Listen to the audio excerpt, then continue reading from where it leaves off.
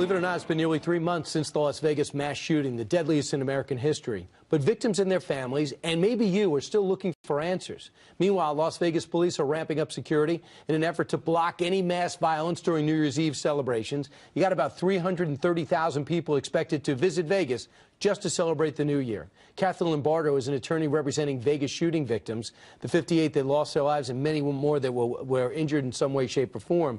So, Catherine, thanks so much for joining us. As we look at the shooting, I'm mystified, and I know Tucker Carlson in particular has been following this. How little we still know about the shooter, his motivation, what his plan was, who killed him, why we know so little about the initial security guard that got in. Do you know more than we do? Well, I certainly hope so, because I've been conducting the investigation for almost 3 months now, and on Monday is the 3-month anniversary. Recently, the FBI made a statement and said that they are not going to be releasing any of the reports until October 1st of 2018. That's an entire year, and we all think that that's entirely too long. Enough is enough.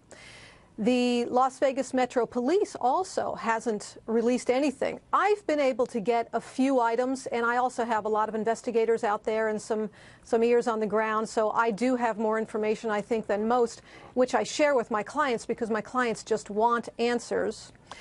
But one of the things that they are standing behind, the authorities, and I'm sure they're doing a fantastic job. They have a lot of information to sort through. They have 22,000 hours of video that they collected, which I'm very happy to hear because I knew there was video. They haven't released it to us, but I knew there was video, so I can't wait to see it. They've also sent out a dozen search warrants and executed those search warrants. But we think enough is enough. It's been long enough. They are standing behind their defense of keeping the information from us, saying that it is part of an ongoing criminal investigation. However, they're also saying that there was only one shooter, that shooter is dead because he killed himself. And so therefore, who are they investigating? What criminal investigation? The public has a right to know.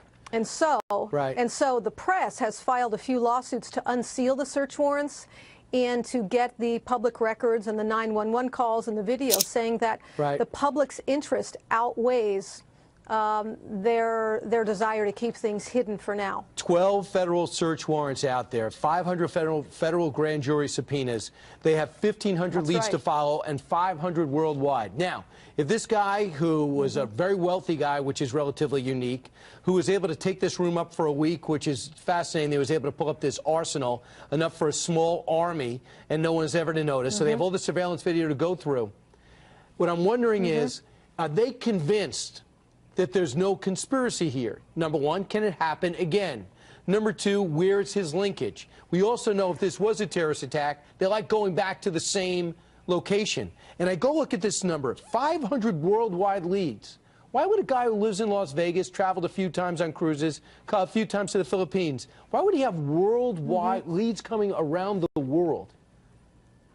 Well, it could be somehow related to his dealings. You know, his girlfriend is from the Philippines, and he gave her $100,000 and sent her back to the Philippines just days before the shooting.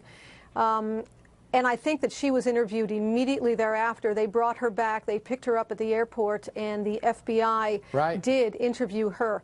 I'm hoping to see that report sometime soon to see what she knew and how she was involved. And as far as the manpower that they've put to this investigation, it's phenomenal. This is unprecedented. Right, but they seem to be getting at each other. I know, but why, if it's just one guy and it's just that simple, and it's just one guy with a lot of money and a lot of guns, that makes me think that it's a lot bigger than that, and they don't know how to tell us yet because they don't have all the answers. And that's something I think we need to know. Catherine Lombardo, I'm out of time. Thanks so much. Thank you for having me. We're thinking of all your victims and the families and all your clients on this New Year's.